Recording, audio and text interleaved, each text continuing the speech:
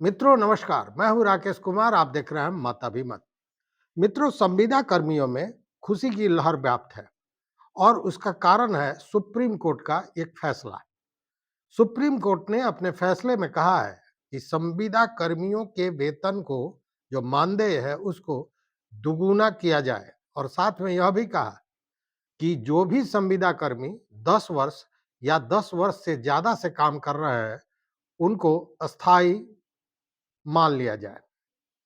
अब ये इतनी बड़ी खबर है, इसका अंदाजा आप कर सकते हैं कि जो संविदा कर्मी जिनका मानदेय है जस्ट डबल करने की बात और 10 वर्ष से ज्यादा या 10 वर्ष से काम कर रहे हैं, तो उनको स्थायी मतलब नियमित करने की बात सुप्रीम कोर्ट ने कही है, फैसला दिया है।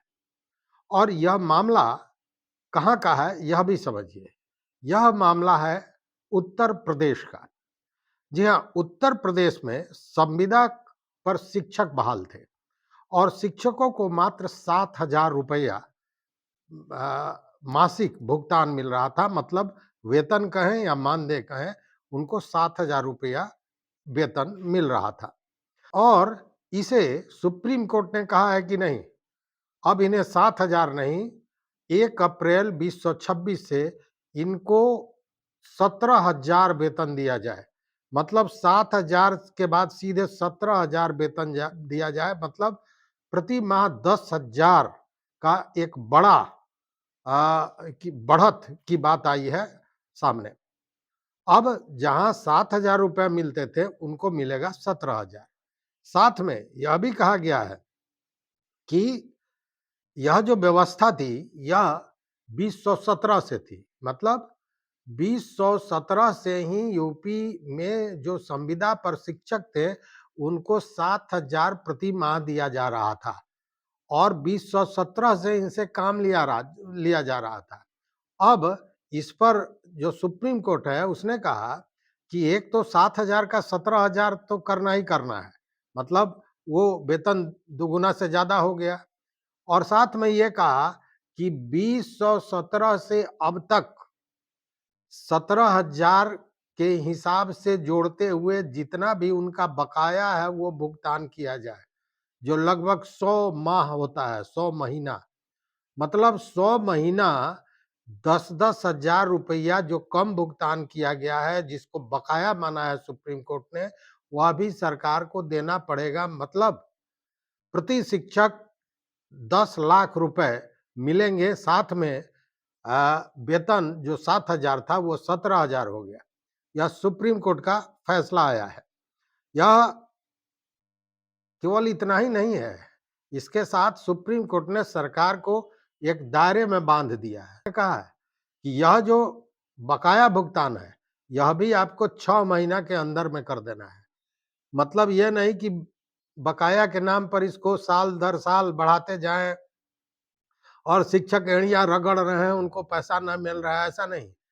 6 महीने के अंदर में यह बकाया भुगतान जो है, वो देना है, जो 2017 से लेके अब तक लगभग 100 महीना का जो बकाया भुगतान है। 7,000 तो मिल ही रहा था और 17,000 कर दिया सुप्रीम कोर्ट ने। मतलब कि 10,000 प्रति माह के हिसाब से जोड़ के 100 महीने का लगभग 10 लाख रुपया उनको देना होगा, सरकार को देना होगा, शिक्षकों को।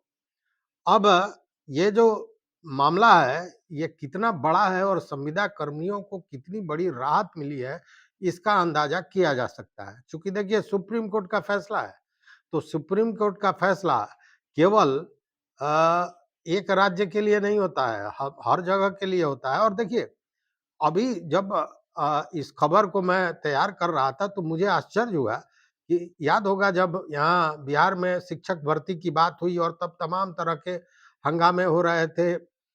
डोमिसाइल को लेकर हल्ला हुआ था, कितना बड़ा बवेला हुआ था आप जानते हैं। और बाद में ये पता चला कि बहुत बड़ी संख्या में यूपी के लोग यहाँ आकर नौकरी कर रहे हैं। अब इसके तह में देखिए कि बिहार सरकार यूपी के हिसाब से, जो जोगी जी का सरकार चल रहा है, उसके हिसाब से तो बिहार सरकार बहुत बेहतर वेतन दे रहा था या मानदेय दे रहा था। वहां मात्र 7,000, आप अंदाज कीजिए। और यही कारण था कि यूपी और अन्य भी कई राज्यों के लोग जो शिक्षक थे वो बिहार में आकर जो बीपीएससी का एग्जाम हुआ था, बीपीएससी टीचर्स भर्ती हुई थी, उसमें सभी आए और यहाँ पे बड़ी संख्या में बिहार में वो काम कर रहे हैं शिक्षक के रूप में। तो अब वहाँ भी एकाएक 7,000 से जब 17,000 हुआ है, तो देखिए सवाल है कि बेरोजगारी है, लोग जाएँ तो कहाँ जाएँ? और 7,000 पर ही यह लोग 17 से काम कर रहे थे। मतलब कि शायद क्या कन्फर्म है कि मनरेगा के मजदूर को भी उससे ज़्यादा मिलता है, जितना इन शिक्षकों को अब तक सरकार दे रही थी। और सरकार जो है सो समानता, सबका भरोसा, सबका सम्मान की चर्चा करती है, तो ये तो सामने नज़र आता है। खैर, यह जो फैसला है, यह फैसला दिया है जस्टिस पंकज मित्तल और जस्टिस पीवी वराले के खंडपीठ ने। और यह फैसला जो हुआ है, यह संविधान के अनुच्छेद 23 के तहत यह पूरी तरह से प्रतिबंधित है। राज्य सरकार ने एक अपील किया था सुप्रीम कोर्ट में और उसी अपील को खारिज करते हुए यह जो फैसला है सुप्रीम कोर्ट ने दिया है। और एकदम स्पष्ट इसमें खारिज करते हुए कहा, राज्य सरकार के अपील को खारिज करते हुए जो जस्टिस पंकज मित्तल और जस्टिस पीबी वराले हैं, उन्होंने कहा कि 2017-18 से लेकर अब तक 17,000 का मानदेय जो है यह उनका अधिकार है। मतलब वो जो संविदा कर्मी शिक्षक हैं, उनका ये अधिकार है, ये उनको मिलना चाहिए। चूँकि साफ कहा गया कि 11 महीना का अनुबंध का खेला होता है और उसके बाद बरसों बरस आप उससे काम ले रहे हैं। तो अगर अनुबंध पर काम लेते हैं तो वो अस्थायी तौर पर होता है, तो सालों-साल कैसे हो रहा है? इसलिए 10 साल जिसका भी पूरा हो गया या 10 साल से ज़्यादा है, उसको उसका अनुबंध है या जो संविदा पर आप काम ले रहे हैं, उनको आपको अस्थायी मानना पड़ेगा। और एकदम स्पष्ट सुप्रीम कोर्ट ने निर्देश दे दिया है यूपी सरकार को कि बकाया का भुगतान करें, बकाया का भुगतान 6 महीना में करें और 1 अप्रैल 2026 से जो मानदेय इनका है, जो संविदा कर्मी शिक्षक हैं, उनका मानदेय 17,000 रुपया प्रति माह किया जाए। तो यह एक बहुत बड़ी खबर थी संविदा कर्मी। देखिए मित्रों, पहले भी संविदा कर्मियों को लेकर बिहार में भी कितने हंगामे हुए। अभी आपने पिछले दिनों देखा होगा कि अमीन की बहाली हुई थी और राजस्व विभाग में बहुत सी बहालियां हुई थी, संविदा पर की गई थी और उसमें वेतन भुगतान को लेकर जो इंजीनियर्स लिए गए थे अमीन के रूप में, उनको लेकर हड़ताल था। कितना बवेला हुआ, सरकार उस पर नहीं मानी। बहुत से ऐसे विभाग हैं जहां मानदेय पर काम हो रहा है और काम सेम रहते हुए और सालों साल काम लेते हुए भी मानदेय और नियमित में इतना बड़ा अंतर होता है कि मानसिक रूप से वो इतने दबे कुचले रहते हैं कि सही ढंग से काम भी करने में संभवतः असमर्थ, मानसिक रूप से असमर्थ होते हैं। तो उस स्थिति में यह संविदा पर जो बहालियां होती हैं, यह निश्चित रूप से एक अभिशाप है पूरे तंत्र के लिए।